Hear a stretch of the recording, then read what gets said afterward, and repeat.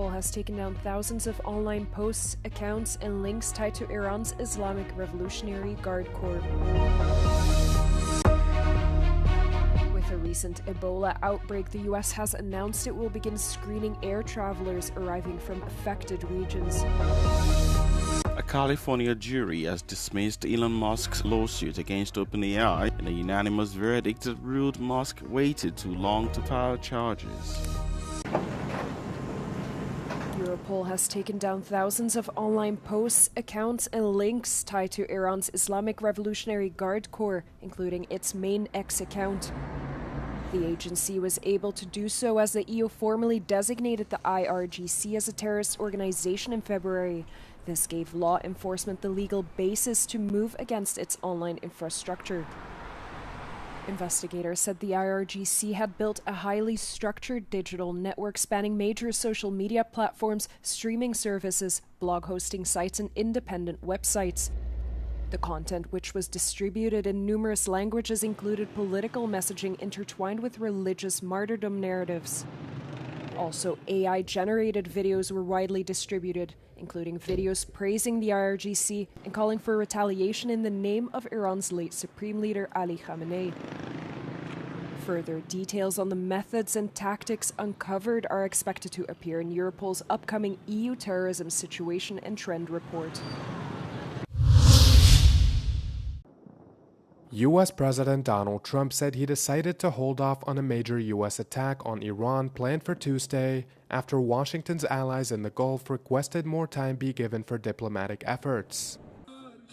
The announcement of a planned renewal to the hostilities comes after weeks of stalled progress in ongoing negotiations between the United States and Iran. They also follow numerous threats by Trump to hit Tehran once more if it failed to enter into a nuclear deal with Washington soon.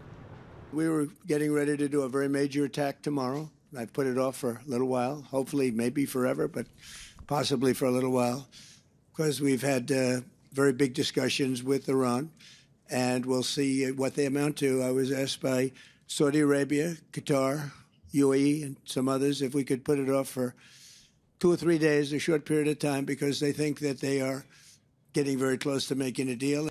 The two warring sides have traded several counters to a proposal to end the war, mediated by Pakistan, but according to negotiators, big differences are persisting and seem unlikely to break a stubborn impasse.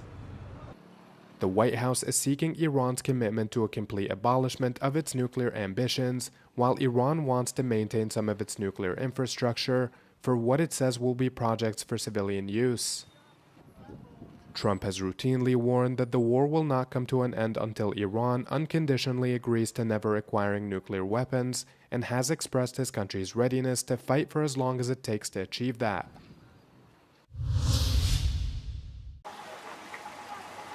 With a recent Ebola outbreak now declared a global health emergency, the U.S. has announced it will begin screening air travelers arriving from 3 African countries.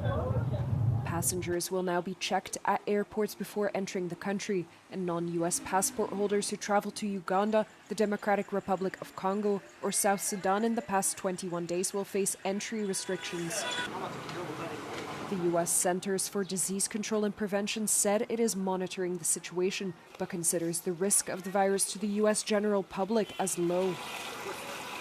The decision comes after one American citizen tested positive for the virus in the DRC following exposure related to their work. The individual is being transferred to Germany for treatment. Meanwhile, the European Centre for Disease Prevention and Control said it was deploying experts to Africa's CDC in Ethiopia to help support the Ebola outbreak response. At least 100 deaths have been reported, with around 400 suspected cases as of Monday. A U.S. court has thrown out claims filed by Sam Altman's OpenAI and its top executives by Elon Musk, who accused the company of betraying a shared vision for it to remain a non-profit dedicated to guiding artificial intelligence development for the good of humanity. The 9-person jury found Musk waited too long to file his lawsuit and missed the statutory deadline. After a 3-week trial, the jury deliberated for less than 2 hours.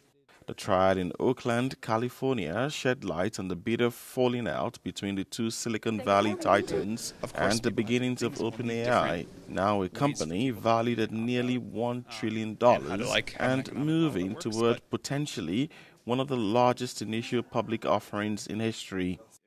Musk, an early investor in the AI company, sued OpenAI CEO Sam Altman, its president Greg Brockman, and Microsoft for allegedly betraying an agreement about keeping OpenAI as a non-profit that benefits humanity. However, Altman and OpenAI claimed there was never a promise to keep OpenAI a non-profit forever. They argued Musk's lawsuits aimed to undercut the company's rapid growth and bolster Musk's XAI, which he launched in 2023 as a competitor. Musk posted on his social media platform X that he would file an appeal. The European Union's top military general, Sean Clancy, says Ukraine remains the #1 priority for Europe as the ongoing war continues to shape the continent's defense strategy. Joining Euronews on its morning program Europe Today on the EU Military Committee's quarter-century anniversary, Clancy noted that this is time for reflection rather than celebration. I think flocking into celebrations, I think it's a moment of reflection more than celebration. I think it's a time to pause and reflect how far the European Military Committee, but the European paradigm of security and defence has come as a whole over that period of time. No more so in the last 4 years, and you've mentioned it, Ukraine, which is the #1 priority for all of us and the focus of everyone. The top EU general stressed that Ukraine, which suffered a massive Russian overnight barrage of over 500 drones and close to 24 missiles, remains crucial to continental security. The extraordinary resilience of the Ukrainian armed forces, but the Ukrainian people as a whole has transformed Ukraine into a fortress nation now. And Ukraine, from a European point of view, is integral to the future security of Europe. So this isn't just beneficiaries of European charity. This is strategic initiative and imperative for Europe.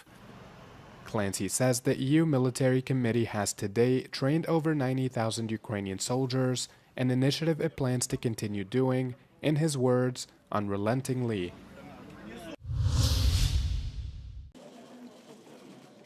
Spain's former socialist Prime Minister José Luis Rodríguez Zapatero is being formally investigated for alleged money laundering and related crimes. Zapatero, who served as Prime Minister from 2004 to 2011, is to testify on the 2nd of June, Spain's top criminal court said in a statement. The investigation relates to the 2021 state rescue of airline Plus Ultra, which received €53 million through the state holding company SEPI during the COVID-19 pandemic. Zapatero is accused of leading the effort to bail out the airline and pressuring the Transport Ministry, led at the time by José Luis Ábalos, to approve the rescue. The court is examining whether the aid was properly approved and whether any improper lobbying or influence was involved. He denied any wrongdoing related to the bailout in a Senate hearing in March. The news comes amid a political storm for the Spanish government, which is already facing several corruption scandals.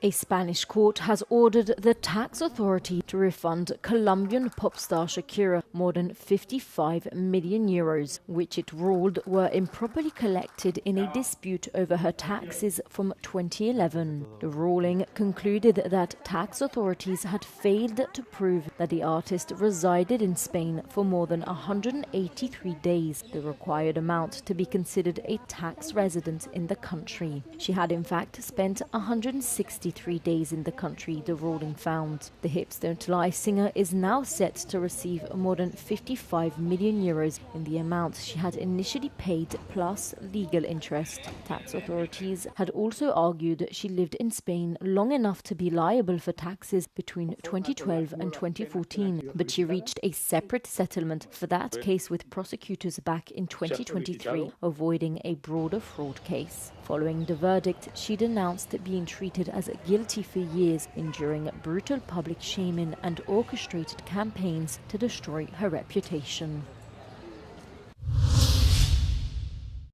Kazakhstan launched the cloud seeding project, first of its kind in Central Asia. The first artificial rain fell on the city of Turkestan on the eve of the informal summit of the Organization of Turkic States. Central Asia is among the world's regions most affected by global warming and water shortage, and the aim of the project is to alleviate the effects of drought on the agricultural regions of Kazakhstan. Last year, 8 months in this Turkestan region, there were 8 months of drought period. That's why we have to bring new technologies in order to come up with additional water resources. The cloud seeding is one of those technologies, and we are basing on UAE experience. The project is done in cooperation with the National Meteorology Center of the United Arab Emirates. So it is educational, it is a pilot project, and we will see the result after this project.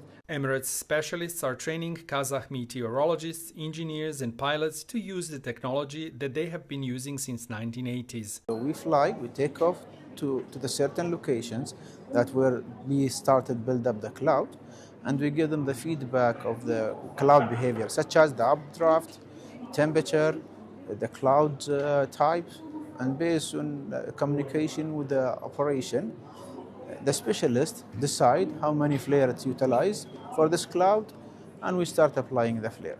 The cloud seeding process is based on dispersing salts on the clouds, which causes moderate local showers. It is environmentally tested and can increase the precipitation in the region by 10 to 20%. It is estimated it will save Kazakhstan around 65 million euros every year, mainly through the increase of crop yield.